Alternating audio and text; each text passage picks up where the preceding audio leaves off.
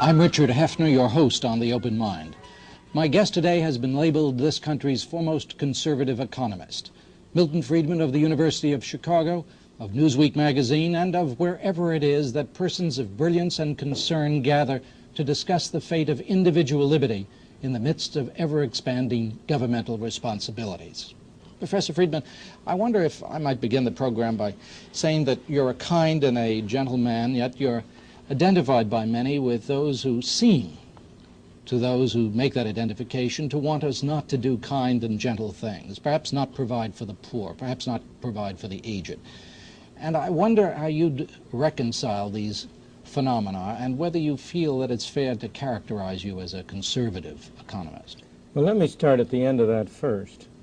I never characterize myself as a conservative economist. As I understand the English language, conservative means conserving, keeping things as they are. I don't want to keep things as they are. The true conservatives today are the people who are in favor of ever bigger government. The people who call themselves liberals today, the New Dealers, they are the true conservatives because they want to keep going on the same path we're going on. I would like to dismantle that. I call myself a liberal in the true sense of liberal, in the sense in which it means of and pertaining to freedom. Now that brings me to your second point. One of the great mistakes is to judge policies and programs by their intentions rather than their results. We all know a famous road that is paved with good intentions. The people who go around talking about their soft heart, I admire them for the softness of their heart. But unfortunately, it very often extends to their head as well. Because the fact is that the programs that are labeled as being for the poor, for the needy, almost always have effects exactly the opposite of those which their well-intentioned sponsors intend them to have. As an example, what are you referring to? Let me give you a very simple example. Take the minimum wage law. It's well-meaning sponsors. There are always in these cases two groups of sponsors. There are the well-meaning sponsors and there are the special interests who are using the well-meaning sponsors as front men. You almost always, when you have bad programs, have an unholy coalition of the do-gooders on the one hand and the special interests on the other. The minimum wage law is as clear a case as you could want. The special interests are, of course, the trade unions, the monopolistic craft trade unions in particular. The do-gooders believe that by passing a law saying that nobody shall get less than $2 an hour or $2.50 an hour or whatever the minimum wage is, you are helping poor people who need the money. You are doing nothing of the kind. What you are doing is to assure that people whose skills are not sufficient to justify that kind of a wage will be unemployed. It is no accident that the teenage unemployment rate, the unemployment rate among teenagers in this country, is over twice as high as the overall unemployment rate. It's no accident that that was not always the case. Until the 1950s, when the minimum wage rate was raised very drastically, very quickly, teenage unemployment was higher than ordinary unemployment because, of course, the teenagers are the ones who are just coming into the labor market. They're searching and finding jobs, and it's understandable that on the average they would have be unemployed more. But it was nothing like the extraordinary level it has now reached. It's close to 20%. Why? Because the minimum wage law is most properly described as a law saying employers must discriminate against people who have low skills. That's what the law says. The law says here's a man who has a skill which would justify a wage rate of $1.50, $2 an hour. You may not employ him. It's illegal because you have to. If you employ him, you have to pay him $2.50. Well, what's the result? To employ him at $2.50 is to engage in charity. Now, there's nothing wrong with charity, but most employers are not in a position where they can engage in that kind of charity. Thus, the consequences of minimum wage rates have been almost wholly bad, to increase unemployment and to increase poverty. Moreover, the effects have been concentrated on the groups that the do-gooders would most like to help. The people who have been hurt most by minimum wage laws are the blacks. I have often said that the most anti-Negro law on the books of this land is the minimum wage rate. And so I think the real answer to your question is that you must not judge a bottle solely by its label. You have to look at what's inside and see what the law or the measure produces. If one looked at the label, though, and perhaps one of those government regulations that you would look askance at is that we look at labels. If one looked at the label and identified the objective of minimum wages, are there no positive, legitimate objectives achieved by minimum wage? None whatsoever. In my opinion, there is absolutely no positive objective achieved by minimum wages. Its real purpose is to reduce competition for the trade unions and make it easier for them to maintain the wages of their privileged members higher than the others. And again, go back to my earlier point. Is there any group in this country that has been more discriminatory in its effects than the trade unions?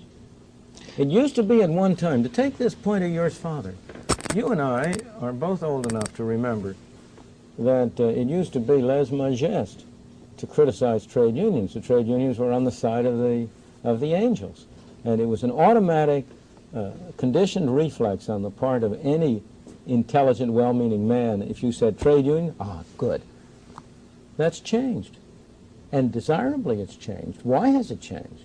Because the harm which they do has become so absolutely obvious and patent that even the most innocent and naive of well-meaning people, he may still have a warm feeling in his heart for labor, but he no longer makes a mistake of equating labor with labor unionists. Do you feel this way about other aspects of social legislation that designed to protect the aged, the sick, the needy? There is.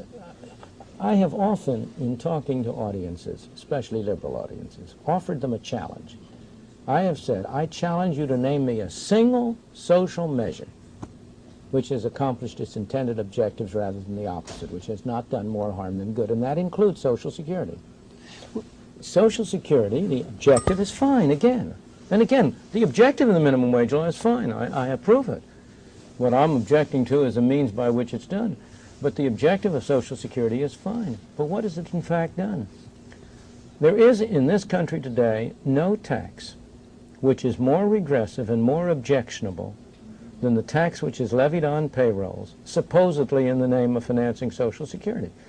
No, the most fantastic piece of Madison Avenue salesmanship that has been done in the 20th century has been the brilliant stroke of linking together a regressive payroll tax with a bad system of welfare payments, calling the two Social Security and selling them as if they were a bundle. You say Madison Avenue techniques. That means there were men with black hats on. Who?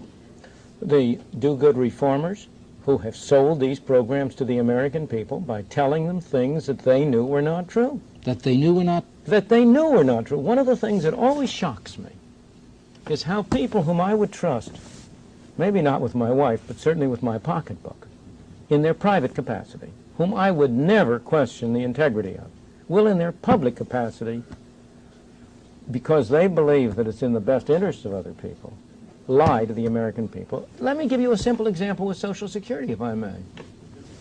Social Security has a tax, as you know. That tax is supposedly divided into two parts. Half supposedly paid directly by the employee and half paid by the employer, 5.65% by each. Now, the economics of the matter is that fundamentally there is no distinction between these two parts. The part for which the employer writes the check is also paid by the employee. When Social Security system engages in propaganda, when it gives out information about the Social Security system, it always talks about the cost to the employee in terms solely of his part.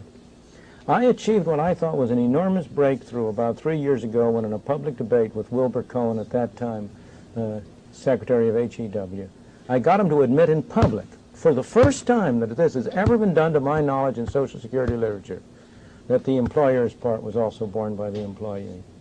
Now, Wilbur Cohen is an honorable man. In what way is it borne by the employee? His wage is lower than it otherwise would be. If you're an employer, if you're hiring a man, what's the cost of that man to you? It's what you pay him in wages, including his part of Social Security, plus what you pay him in Social Security tax. You couldn't care less whether he cost you $150 a week, of which $20 was tax and $130 wage, or whether he cost you $150 a week, all of which was tax. Couldn't make any difference to you.